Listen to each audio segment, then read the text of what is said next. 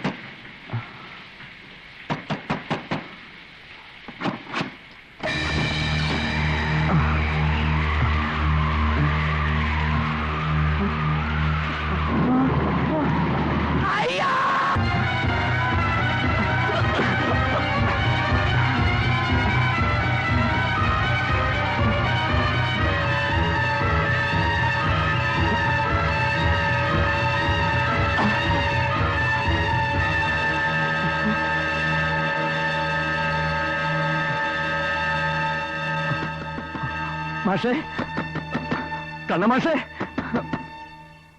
മാഷേ, ആരാ ഈ പാതിരാത്രിയിൽ? കണ്ണമാഷേ,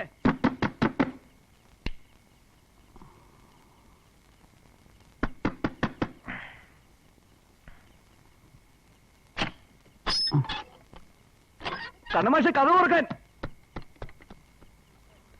മാഷേ, എന്തു വെച്ചിടോ?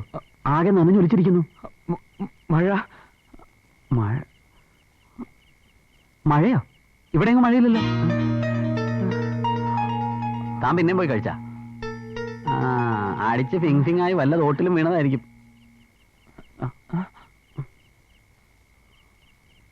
എന്താ ഈ രാത്രിയില്? ഒന്നും പറയണ്ട, പ്രശ്നമാണ് ടീച്ചറെ. ഇയാളുടെ തട്ടുമുട്ടും കേട്ട് കാർന്നൂരെങ്ങനെ എഴുന്നേറ്റാ? പക്ഷെ ഞാൻ ഇനി ഇവിടെ ഒന്ന് സ്പീച്ച് ചളവാക്കണ്ട, മുകളിലേക്ക് അങ്ങനെ പോവാ. പുഷ്കരൻ ഒരുമാതിരി ശബ്ദം കേട്ടാലൊന്നും അവൻ എണീക്കൂല. ഇനി എണീറ്റാ തന്നെ പാതിരാവായതുകൊണ്ട് പുറത്തേക്ക് വരികയില്ല. വാ.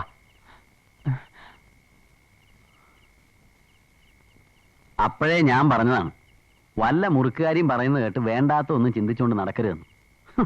ചത്തുപോയവരൊക്കെ പ്രേതമായിട്ട് ഇങ്ങനെ കറങ്ങി നടക്കുകയല്ലേ വെള്ളസാരി എടുത്തോണ്ട്. ഞാൻ പറയണത് കള്ളമാണെങ്കിൽ മാഷ് വന്ന് നോക്ക്. നല്ല കളിയായി. പാതിരാക്കി ഈ പരുവത്തി തന്നെയും പൊക്കിക്കൊണ്ട് ഞാൻ അങ്ങോട്ട് വരണം, ടീച്ചർ എങ്ങാനും അത് കാണണം. ദേ, താൻ പോയി കിടന്ന് ഉറങ്ങ്. നേരം വെളുക്കുമ്പോ ഈ അയഞ്ഞ സ്ക്രൂ ഒക്കെ ഒന്ന് മുറുകും. ഒന്ന് നിന്നേ, തമാശ കളിക്കാനുള്ള നേരമല്ലത്. ഒന്നുമില്ലാതെ ഒരാൾ പാതിരാക്കി ആളുകളെ വിളിച്ചുണർത്തി ഇങ്ങനെയൊക്കെ പറയാച്ചാ അതിലെന്തെങ്കിലും ഇല്ലാണ്ടിരിക്കോ? താൻ പറഞ്ഞാൽ വല്ല നേരമുണ്ടോ? നിങ്ങളെയൊക്കെ കാണുന്ന പോലെ ഞാൻ എന്റെ ഈ കണ്ണുകൊണ്ട് കണ്ടതാ. ഭ്രാന്ത് പറയല്ല. എന്തിനും നേരം വെളുക്കട്ടെ. പടിഞ്ഞാറെ മുറി ഞാൻ തുറന്നു തരാം. മാഷ അവിടെ കിടന്നോളൂ. ആദ്യം തന്നെ ഈ നനഞ്ഞ തുണിയൊക്കെ ഒന്ന് മാറ്റ്. വാ.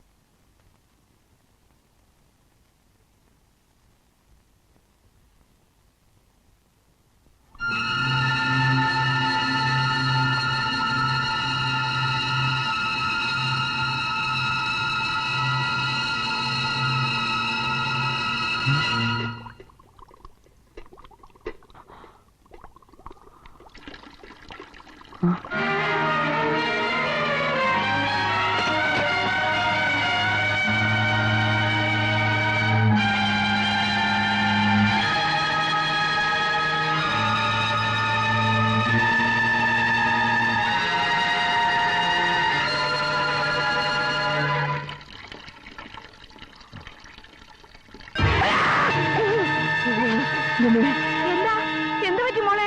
ഒന്നുമില്ല. പിന്നിപ്പോ ഇവിടെ ഒരു ശബ്ദം കേട്ടതോ? ഈ സേതുട്ട് എന്നെ പേടിപ്പിച്ചു. അയ്യോ, എപ്പോഴും ഇങ്ങനെയാ, പതുങ്ങി പതുങ്ങി വന്നിട്ട് ഒച്ച ഉണ്ടാക്കും. ഷോ, ഇപ്പൊ ഞാൻ ശരിക്കും പേടിച്ചു കേട്ടോ. എന്താ സേതു ഇത്? ഗർഭിണിയായിരിക്കുന്ന അവസ്ഥയിൽ ഇങ്ങനെയൊന്നും പാടില്ല കേട്ടോ. എന്നാലും ഞാൻ സേതുവിനെ കുറിച്ച് ഇങ്ങനെയൊന്നും അല്ല കരുതിയത്. എല്ലാം രഹസ്യല്ലേ? അതെയോ, ഞാൻ ഒന്നും മനഃപൂർവ്വമല്ല. ഒന്നും പറയണ്ട. ഭാര്യയെ വിളിക്കാൻ നാട്ടിലേക്ക് കത്തയച്ചു, പറഞ്ഞില്ല. ഭാര്യ വരണ വിവരത്തിന് കത്ത് വന്നു, പറയണ്ട. എന്നാ വന്നിട്ടൊരു വാക്ക് പറയ. അല്ല, അത് രാത്രിയില് രാത്രിയായാലെന്താ? എന്നെ വന്ന് വിളിച്ചാലോ? കോമഡിയെടുത്തി, ഞാനാ പറഞ്ഞ ബുദ്ധിമുട്ടിക്കണ്ടെന്ന്. എന്തായിരുന്നു ഇടിയും മഴയും? ബസ് സ്റ്റാൻഡിൽ വന്ന് കാത്തു നിൽക്കാന്ന് പറഞ്ഞ ആള് ദേ നിൽക്കണു. ഓട്ടോ പോലും കിട്ടാണ്ട് ഞാനും അച്ഛനും നനഞ്ഞു കുളിച്ചിട്ടാ വന്നേ. സ്ഥലം കണ്ടുപിടിക്കാൻ തന്നെ ഒരുപാട് ബുദ്ധിമുട്ടി. അയ്യോ, എന്താ സേതു വിളിക്കാൻ പോകണ്ടിരുന്നേ? അല്ല, അത് സേതുവേട്ടൻ വന്ന് ജംഗ്ഷനിൽ കാത്തു നിന്നു. ഞങ്ങൾ ബസ് സ്റ്റാൻഡിൽ ഇറങ്ങിയിട്ട് നടന്നു. പാവം സേതുവേട്ടൻ ഇന്നലെ കാത്തിരുന്ന് വല്ലാണ്ട് ഭയപ്പെട്ടിട്ടുണ്ടാവും അല്ലേ? ഫാദറിലേക്ക് ബസ് കിട്ടിയോ സേതു? കിട്ടി. ഒന്ന് പരിചയപ്പെടാൻ കഴിഞ്ഞില്ലല്ലോ. ഇപ്പോഴത്തെ കുട്ടികൾക്ക് ഈ മര്യാദ ഒന്നുമില്ല. അയ്യോ, 5:30 വണ്ടിക്ക് പോയില്ല അച്ഛാ. അച്ഛൻ ആധാർ എടുത്ത് ഓഫീസിൽ എത്താൻ പറ്റില്ല. ഞാൻ പറഞ്ഞില്ലേ, അച്ഛന്റെ അമ്മയുടെ 15 സെന്റ് സേതുവേട്ടന്റെ പേരിൽ എഴുതിക്കാ ഇന്ന്. സേതുവേട്ടനൊന്നും ഇഷ്ടല്ല. ഇവളെ ടീച്ചർ ശരിക്കും പരിചയപ്പെട്ടോ അതോ? പിന്നെ പരിചയപ്പെട്ടിട്ട് അധികം ആയില്ലെങ്കിലും എന്തോ ഒരു മുജ്ജന്മ ബന്ധം ഉള്ള പോലെ ഇല്ലേ മോളെ? സത്യാട്ടോ, സേതുവേട്ടൻ വന്നിട്ട് പരിചയപ്പെടാന്ന് പറഞ്ഞിരുന്നതാ. അടുക്കളയിൽ നിൽക്കണ കണ്ടപ്പന്നെ എനിക്ക് വല്ലാണ്ട് അങ്ങോട്ട് ഇഷ്ടായി. നമ്മുടെ വിലയിലെ ഭാനുവരത്തെ പോലുണ്ട് അല്ലേ സേതുവേട്ടാ? കൂടപ്പറപ്പുകളോ കുട്ടികളോ ഇല്ലാത്ത എനിക്ക് ഈശ്വരൻ കൊണ്ട് തന്നതായി ഈ ലക്ഷ്മിക്കുട്ടിയെ. ഇനി പ്രസവത്തിന് പോലും ഞാൻ ഈ കുട്ടിയെ വീട്ടിലോട്ട് വിടുന്ന പ്രശ്നമില്ല. സേതുവേട്ടൻ എന്താ ഒന്നും മിണ്ടാണ്ട് വല്ലാണ്ടിരിക്കണേ? ഇന്നലെ ഇവിടെയും കാത്ത് ഒരുപാട് നേരം ജംഗ്ഷനിൽ നിൽക്കേണ്ടി വന്നു. മഴ കുറെ നനഞ്ഞേ, തലക്കകത്ത് വല്ലാത്തൊരു പെരുപ്പ്. അപ്പഴേ എന്താ നമ്മുടെ പരിപാടി? അരിയും പലചരക്കും വാങ്ങി വെക്കണമെന്നൊരു 100 വട്ടം എഴുതിയതാ. ഒക്കെ വേണ്ട കേട്ടോ. എന്നിട്ടെന്താ, രാവിലെ അടുപ്പത്തിടാനുള്ളത് കോമഡിയേറ്റർ കയ്യിൽ നിന്ന് വാങ്ങേണ്ടി വന്നു. ടീച്ചർക്ക് ബുദ്ധിമുട്ടായി കാണുമല്ലേ? ഇവിടുത്തെ ഓറ സ്മാർട്ടാ, കാര്യമായിട്ട് കേട്ടോ. അടുപ്പത്തിട്ട് രാത്രിയിലെ കഞ്ഞിയാക്കിക്കോളൂ. ഇന്ന് ഉച്ചയ്ക്ക് ഊണ് ഇവിടുന്ന, അത് മറക്കണ്ട. ആ, മോക്ക് മാമ്പഴ പുളിശ്ശേരി ഇഷ്ടാന്നല്ലേ പറഞ്ഞത്? ഇഷ്ടമൊന്നല്ല, കൊത്തിയാവണോ? എന്ത് ചേ, നിങ്ങൾ ആണുങ്ങൾക്ക് ഇതൊന്നും മനസ്സിലാവില്ല. ഗർഭിണിയായിരിക്കണ കുട്ടിക്ക് പ്രസവത്തിന് മുമ്പ് കൊതിയുള്ളതൊക്കെ കൊടുക്കണമെന്നാ. പാവം കുട്ടി. എന്റെ സുനന്ദ ടീച്ചറെ, അവള് ലക്ഷ്മി തന്നെയാ. ആ നോട്ടവും നടത്തവും സംസാരവും ചിരിയും എനിക്കങ്ങ് ഇഷ്ടായി. അവൾക്ക് എന്നെ. ടീച്ചർ കൂടുതൽ ഫ്രാങ്കാ. ആരോട് ഇടപെട്ടാലും ഇത്തിരി ഗ്യാപ്പ് ഇടുന്നത് നല്ലതാ. ലക്ഷ്മിക്കുട്ടി ഉദ്ദേശിച്ച് പറഞ്ഞതല്ല. ആരോടും ഞാൻ പറഞ്ഞിട്ടില്ല. ഗോവിന്ദമാഷ് പോയതിനു ശേഷം എന്റെ വീട് ഉറങ്ങിപ്പോയി. ഇവള് വന്നപ്പോ വെറുതെ ഒരു ആശ്വാസം തോന്നണു.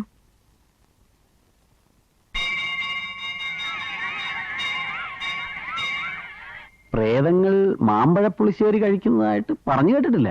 മാഷ് ഇതെന്താ അത്ര ഈസി ആയിട്ട് കാണണേ? സ്ട്രെയിൻ എടുത്തിട്ടും വലിയ പ്രയോജനമില്ലാത്തോണ്ട്. ഇനി ഇവളുടെ വരവിന്റെ പുറകിൽ ഗോവിന്ദ മാഷ കൈയുണ്ടോ? ഏയ്, അയാൾക്ക് അത്രയ്ക്ക് അങ്ങോട്ട് വർക്കൗട്ട് ആവോ?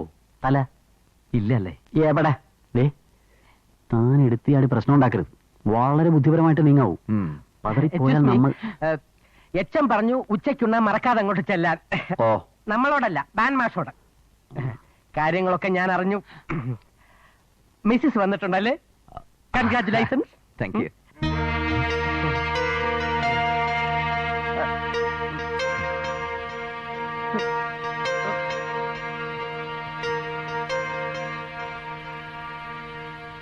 മാഷ് അവന്റെ മുഖം ശ്രദ്ധിച്ചു.